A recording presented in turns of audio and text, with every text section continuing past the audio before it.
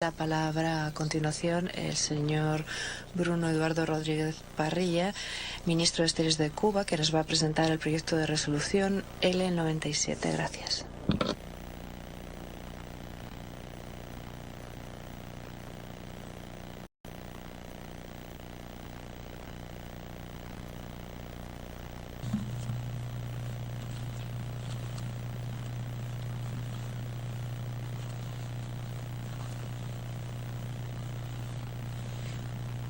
Excelentísimo señor presidente, excelentísimos señores representantes permanentes, señores delegados. En el año 2020, Cuba, como el resto del mundo, tuvo que enfrentar los desafíos extraordinarios de la pandemia de COVID-19. El gobierno de los Estados Unidos asumió el virus como aliado en su despiadada guerra no convencional. Recrudeció de manera deliberada y oportunista el bloqueo económico, comercial y financiero y provocó al país pérdidas por alrededor de 5.000 millones de dólares.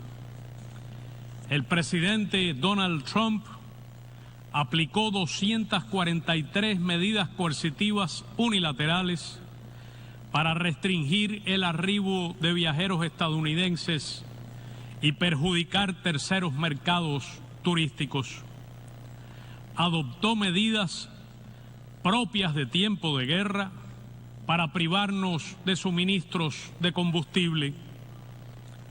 Persiguió los servicios de salud que prestamos en numerosos países. Incrementó el acoso a las transacciones comerciales y financieras en otros mercados y se propuso amedrentar con la aplicación del título 3 de la ley Helms-Burton a inversionistas y entidades comerciales extranjeras.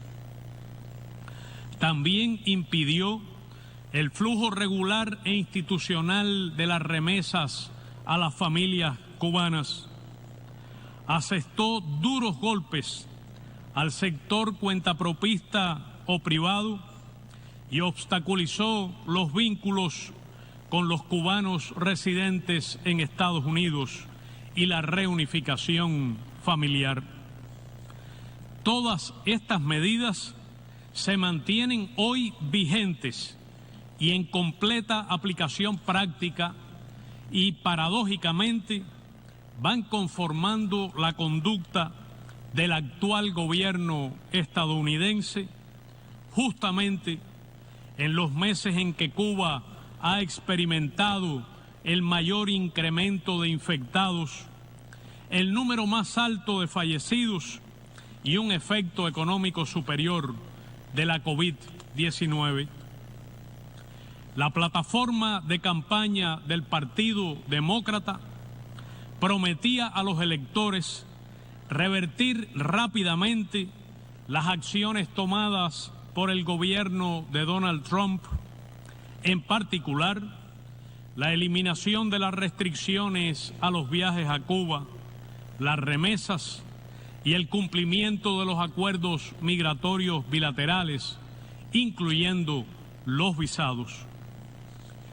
Está demostrado que una amplia mayoría de los estadounidenses apoya el levantamiento del bloqueo y su libertad de viajar a la isla, y que los cubanos que viven en este país desean relaciones normales y bienestar para sus familias.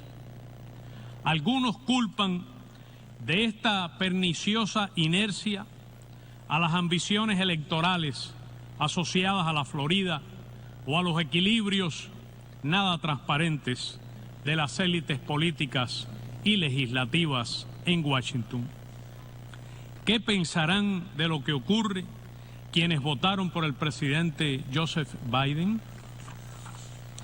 Señor presidente, el daño humano del bloqueo es incalculable. La vida de ninguna familia cubana escapa de los efectos de esta inhumana política. Nadie podría afirmar honestamente que no tiene un impacto real en la población. En el ámbito de la salud, persiste la imposibilidad de acceder a equipos, tecnologías, dispositivos, tratamientos y fármacos idóneos que se nos impide adquirir de compañías estadounidenses y han de conseguirse a precios exorbitantes con intermediarios o sustituirse con genéricos de menor eficacia, incluso para los recién nacidos y niños enfermos. Pero ahora, el golpe artero a nuestras finanzas y los gastos asociados a la COVID-19 en el orden de los 2.000 millones de pesos y los 300 millones de dólares provocan además la falta o inestabilidad de medicamentos de uso hospitalario que representan la diferencia entre la vida y la muerte y dificultades cotidianas a las personas para adquirir a tiempo la insulina, los antibióticos, los calmantes, los usados para tratar la presión arterial, las alergias y otras enfermedades crónicas. Cuba buscó proteger a todos del virus, activó su universal y sólido sistema de salud y contó con la abnegación, la disposición al sacrificio y la alta calificación de su personal. Movilizó al potencial científico nacional y a su industria biofarmacéutica de nivel mundial y dispuso del apoyo y el consenso manifiestos del pueblo y en especial de los jóvenes y estudiantes que concurrieron como voluntarios a las zonas de riesgo y a las pesquisas epidemiológicas. Por eso pudimos desarrollar con rapidez protocolos nacionales altamente eficaces de atención a los contagiados y sospechosos de COVID-19, crear capacidades de hospitalización para todos los infectados, garantizar la plena sostenibilidad de los servicios de cuidados intensivos, el aislamiento institucional de los contactos de los enfermos, el acceso gratuito a las pruebas de PCR o antígenos, así como la puesta en marcha de laboratorios de biología molecular en todas las provincias del país. Cuando el bloqueo cruelmente impidió el suministro de ventiladores pulmonares, Cuba desarrolló su producción nacional con prototipos propios. Todo este esfuerzo de la nación ha permitido mantener comparativamente una muy baja letalidad de la pandemia, en especial entre el personal de salud, lactantes, niños y embarazadas. Es notable que una pequeña isla bloqueada haya producido 5 candidatos vacunales y aplicado 3 de estos en estudios de intervención o intervenciones sanitarias a 2.244.350 cubanos con al menos una dosis y se proponga vacunar al 70% de su población durante este verano y al total de la misma antes de concluir el año, a pesar de que el bloqueo está obstaculizando de forma severa el escalado industrial de dichas producciones. Es un resultado ilustrativo del esfuerzo de la ciencia al servicio del pueblo y de la eficacia de la función pública. Cuando durante la pandemia arreció la campaña calumniosa del gobierno de Estados Unidos contra la cooperación médica, Cuba envió 57 brigadas especializadas del contingente internacional Henry Reeve a 40 países o territorios, quienes se sumaron a los más de 28.000 profesionales de la salud que ya en ese momento servían a 59 naciones. El bloqueo también priva a la industria nacional del financiamiento para importar los insumos necesarios destinados a la producción de alimentos, que provocó la caída de la producción porcina y de otros bienes. Las importaciones de alimentos desde los Estados Unidos se realizan bajo estrictas licencias y condiciones discriminatorias, y sus discretos montos son incomparables con el enorme daño del bloqueo en las finanzas y los efectos de su aplicación extraterritorial en terceros mercados. Doy testimonio del sufrimiento y la ansiedad que provocan en las familias cubanas el desabastecimiento y la inestabilidad de productos imprescindibles y de primera necesidad, visibles en largas colas que a diario agobian a los cubanos en medio de la pandemia. En el desabastecimiento de las tiendas y el aumento desmedido de los precios, pese a esfuerzos ingentes del gobierno, impactan decisivamente también las medidas de endurecimiento del bloqueo en condiciones de pandemia y de crisis económica global. Como expresó el general de ejército Raúl Castro el pasado 16 de abril, y cito, el daño que estas medidas causan al nivel de vida de la población no es fortuito ni fruto de efectos colaterales, es consecuencia de un propósito deliberado de castigar en su conjunto al pueblo cubano. Fin de la cita. El bloqueo es una violación masiva, flagrante y sistemática de los derechos humanos de todo el pueblo de Cuba, que a tenor del artículo 2, inciso C, de la Convención de Ginebra de 1948, constituye un acto de genocidio.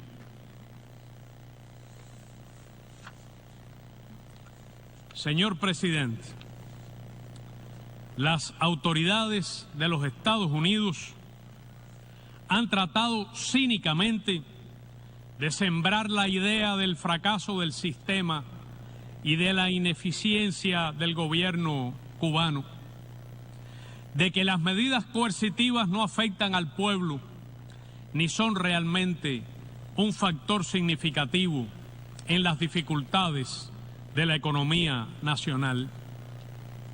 Pero veamos los datos.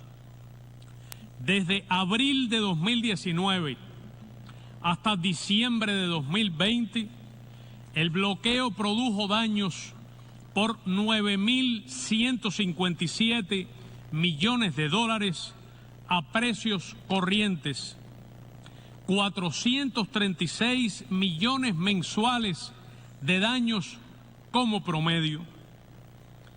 En el último quinquenio, las pérdidas ocasionadas por este concepto fueron superiores a los 17.000 millones de dólares.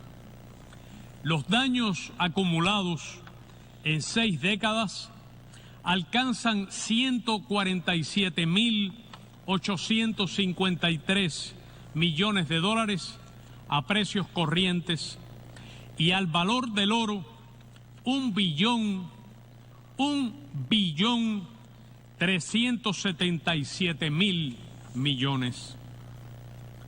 El pasado 10 de junio, nuestro sistema bancario y financiero se vio obligado a suspender temporalmente la aceptación de depósitos en efectivo de dólares estadounidenses, medida imprescindible ante los obstáculos que provoca el bloqueo para disponer de esa moneda o darle valor de uso. Es un paso que se quería evitar, pero que resultó impostergable. Se trata de una guerra económica de alcance extraterritorial contra un pequeño país ya afectado en el periodo reciente por la recesión y la crisis económica global provocadas por la pandemia, que nos ha privado de ingresos indispensables como los derivados del turismo. Como afirmó el presidente Miguel Díaz-Canel el 19 de abril último, cito, nadie con un mínimo de honestidad y con datos económicos que son de dominio público puede desconocer que ese cerco constituye el principal obstáculo para el desarrollo del país y para avanzar en la búsqueda de la prosperidad y el bienestar. Fin de la cita. ¿Qué ocurriría, pregunto, a otras economías, incluso de países ricos, si se los sometiera a condiciones similares? ¿Cuáles serían los efectos sociales o políticos? Señor presidente, el bloqueo es un acto políticamente motivado, perfectamente descrito en el infame memorando del subsecretario de Estado Lester Mallory del 6 de abril de 1960, que cito, hay que poner en práctica rápidamente todos los medios posibles para debilitar la vida económica, negándole a Cuba dinero y suministros con el fin de reducir los salarios nominales y reales, con el objetivo de provocar hambre, desesperación y el derrocamiento del gobierno. Fin de la cita. Lo complementa maliciosamente una intensa campaña de injerencia política en los asuntos internos, con programas de subversión a los que el gobierno de los Estados Unidos dedica cada año decenas de millones de dólares del presupuesto federal y sumas adicionales de fondos encubiertos. El propósito es producir inestabilidad política y social en el contexto de las dificultades económicas que el propio gobierno de los Estados Unidos causa. Calculan que si someten a la población cubana a penurias y promueven a líderes artificiales que inciten al desorden y la inestabilidad, podrían generar en las redes sociales un movimiento político virtual para llevarlo luego al mundo real. Emplean cuantiosos recursos, laboratorios sociales, herramientas de alta tecnología en una desenfrenada campaña dirigida a desacreditar a Cuba mediante el uso impúdico de la mentira y la manipulación de datos. Desatan un renovado macartismo, intolerancia ideológica y el ataque brutal contra quienes defienden la verdad. Algunos sueñan con provocar el caos social, el desorden, la violencia y la muerte. No es extraño porque se trata de un arma política ya utilizada contra otros países con consecuencias desastrosas. Unos pocos deliran con provocar un flujo migratorio irregular y descontrolado entre Cuba y los Estados Unidos. Se trata de una apuesta peligrosa sobre la que hemos alertado al gobierno estadounidense, quien tiene la obligación legal y moral de honrar los acuerdos migratorios, en particular en materia de visados. Es un tema sensible que cuesta vidas. Señor presidente, los estados aquí representados son víctimas del impacto extraterritorial del bloqueo que lesiona su soberanía, infringe sus legislaciones nacionales, los somete a decisiones de cortes de justicia estadounidenses y daña los intereses de sus compañías que deseen relacionarse con ambos países, todo ello en violación del derecho internacional. No es legal ni ético que el gobierno de una potencia someta a una nación pequeña por décadas a una guerra económica incesante en aras de imponerle un sistema político ajeno y un gobierno diseñado por ella. Es inaceptable privar a un pueblo entero del derecho a la paz, al desarrollo, al bienestar y al progreso humano. No es permisible, es inaceptable que el gobierno de Estados Unidos ignore por 28 años las sucesivas resoluciones de esta democrática y representativa Asamblea General de las Naciones Unidas. En septiembre del año 2000, el comandante en jefe Fidel Castro señaló en este podio, cito, hay que acabar de plantear con toda firmeza que el principio de la soberanía no puede ser sacrificado en aras de un orden explotador e injusto en el que, apoyada en el poder y su fuerza, una superpotencia hegemónica pretenda decidirlo todo. Fin de la cita.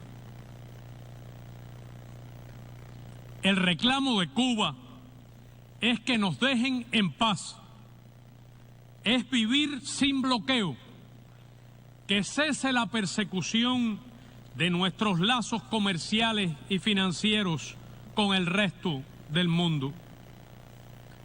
Demandamos que se ponga fin a la manipulación, la discriminación y cesen los obstáculos a los vínculos de los cubanos que viven en los Estados Unidos con sus familiares en Cuba y con el país que los vio nacer.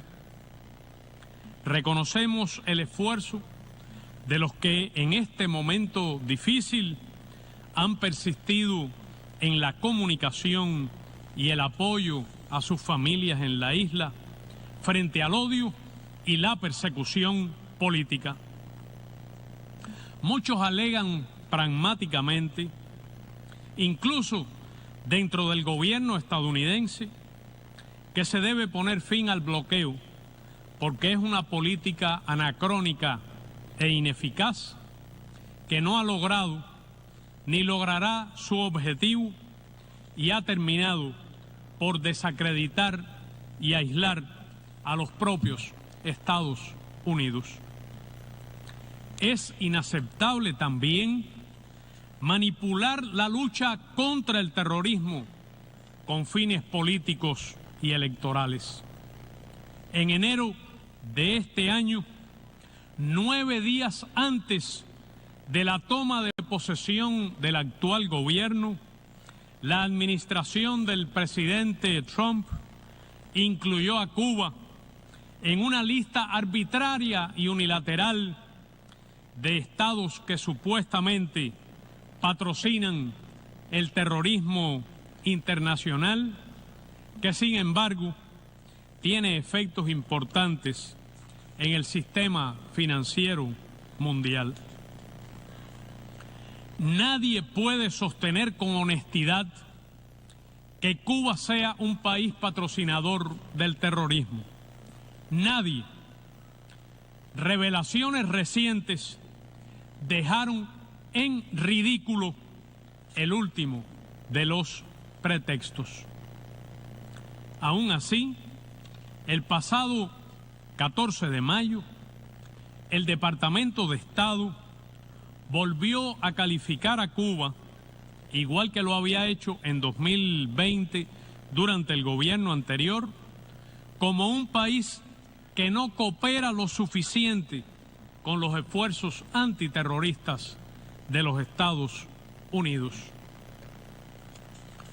Cuba ha sido víctima de acciones terroristas organizadas, financiadas y ejecutadas por el gobierno estadounidense o desde territorio de este país, que han costado la vida a 3.478 cubanos y discapacidades a 2.099.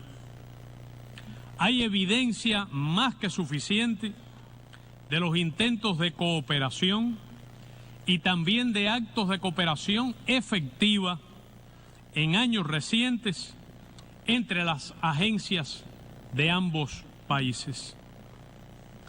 Nuestra posición sobre el terrorismo es sabido, es de condena absoluta a esa práctica, cualquiera que sea su forma y sus manifestaciones. Señor presidente, por decisión soberana y para el bien de toda la nación, Cuba lleva años de esfuerzo sostenido en la actualización de su modelo y del Estado socialista de derecho y de justicia social, con el respaldo de una muy amplia mayoría de los ciudadanos en referendo libre, directo y universal. Se trata de una tarea audaz y altamente compleja en cualquier circunstancia, que se hace mucho más difícil frente a la persistente hostilidad del imperialismo estadounidense, que en ningún caso nos va a detener ni a doblegar la voluntad de las actuales y futuras generaciones de cubanos. Agradezco profundamente las ayudas solidarias de nuestros compatriotas y de los amigos de Cuba en diversas latitudes que tanto apreciamos, incluidas las que con mucho esfuerzo ante la oposición de su gobierno han podido llegar desde este país. Nos alienta contar con el respaldo de miles de personas que en todo el mundo se han congregado en estos días para reclamar al gobierno estadounidense que ponga fin al bloqueo. Entre sus protagonistas están numerosos cubanos que enaltecen la bandera de la estrella solitaria, incluso aquí. En nombre de mi país, de su digno y generoso pueblo que resiste y avanza de manera heroica, someto a su consideración el proyecto de resolución A/75 L97, necesidad de poner fin al bloqueo económico, comercial y financiero impuesto por los Estados Unidos de América contra Cuba. Como el virus, el bloqueo asfixia y mata, y debe cesar. Patria o muerte, venceremos.